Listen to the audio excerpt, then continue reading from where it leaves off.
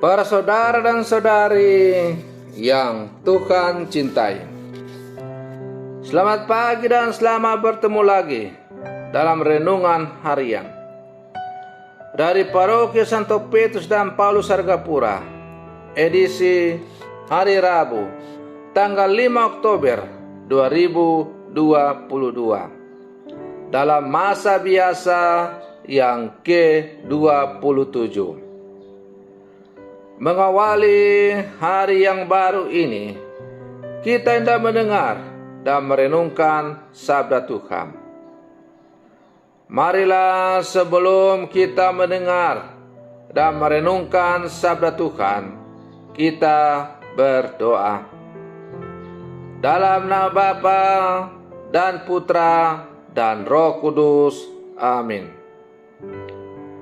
Allah Bapa kami di surga, semoga kami terbiasa dengan menyebut nama-Mu, dan ajarilah kami mendengarkan sabda-Mu yang membawa kehidupan dan mendatangkan Dikau di tengah-tengah kami.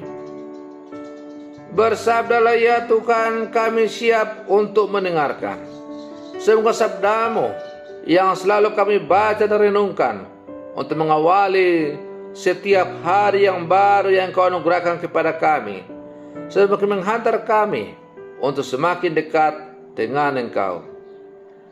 Terpujilah Engkau Bapa, Putra dan Roh Kudus, kini dan sepanjang segala masa.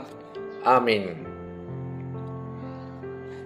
Para saudara dan saudari yang Tuhan cintai, sabda Tuhan yang hendak kita dengar dan kita renungkan untuk mengawali hari yang baru ini diambil dari Injil Lukas pasal 11 ayat 1 sampai 4. Tuhan bersamamu. Inilah Injil suci menurut Lukas. Pada waktu itu Yesus sedang berdoa di salah satu tempat. Ketika ia berhenti berdoa, berkatalah seorang dari murid-muridnya kepadanya, "Tuhan, ajarlah kami berdoa, sebagaimana Yohanes telah mengajar murid-muridnya."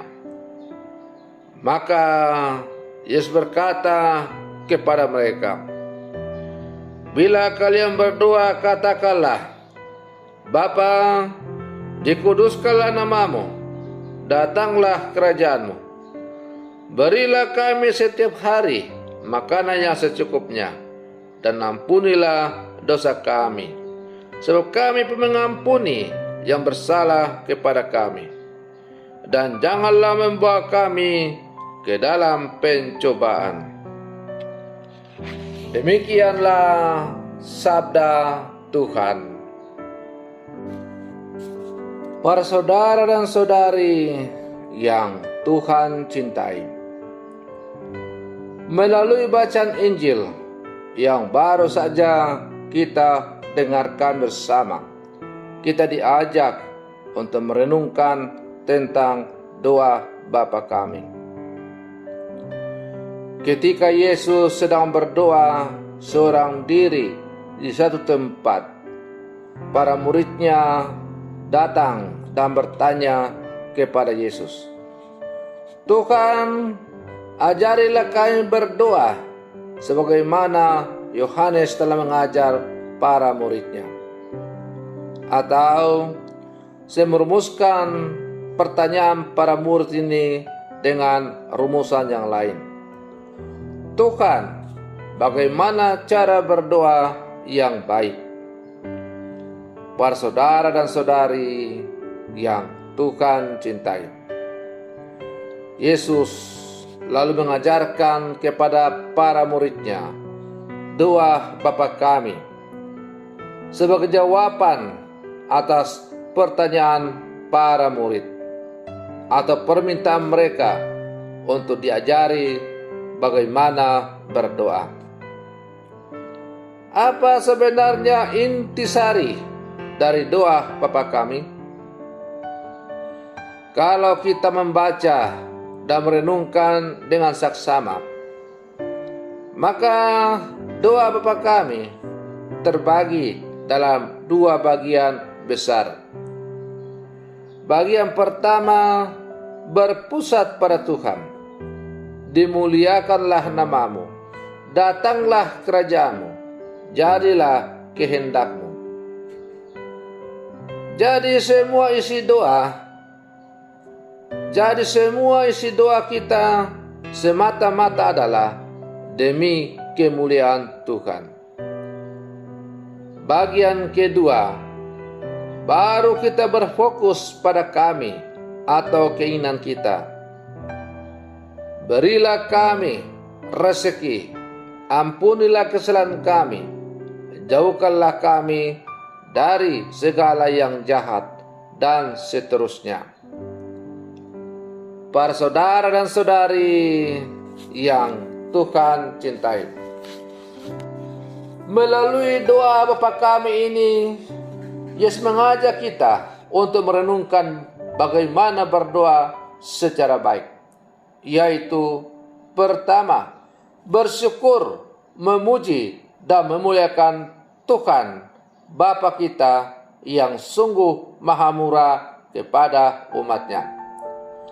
Setelah itu, barulah kita menyampaikan permohonan kita kepada Dia. Jangan pernah kita cuma berfokus pada keinginan kita sendiri, tetapi kita juga harus ingat bahwa Tuhan selalu punya rencana kepada kita dalam hidup ini.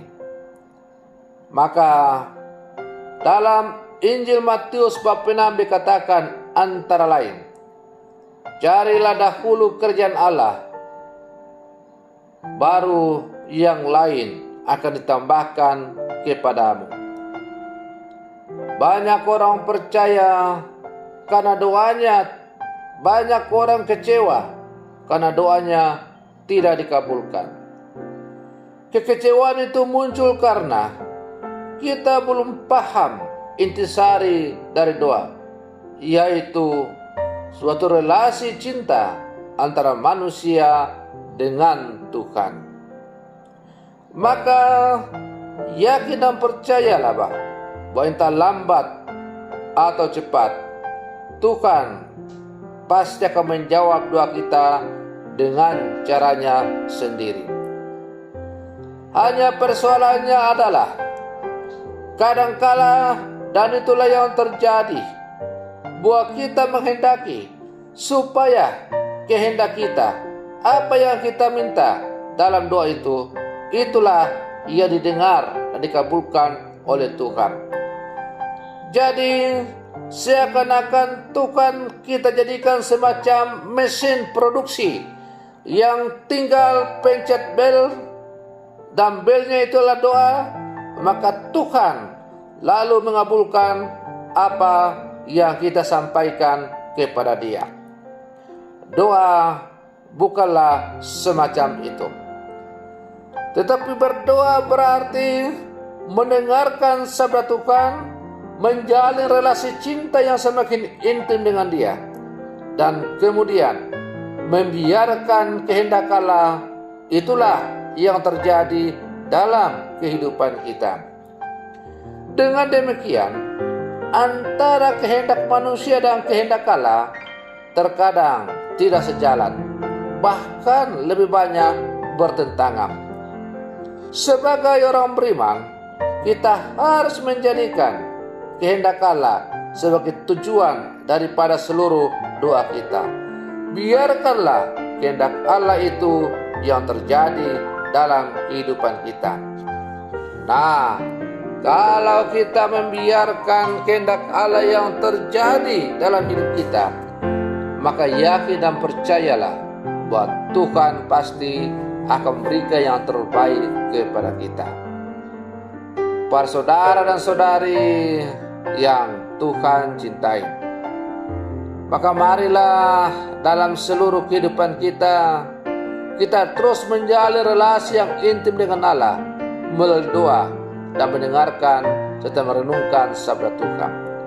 Semoga kita semakin bersehati dengan Tuhan dan dimampukan untuk melaksanakan seluruh kehendak Allah yang Allah kehendaki atas diri kita.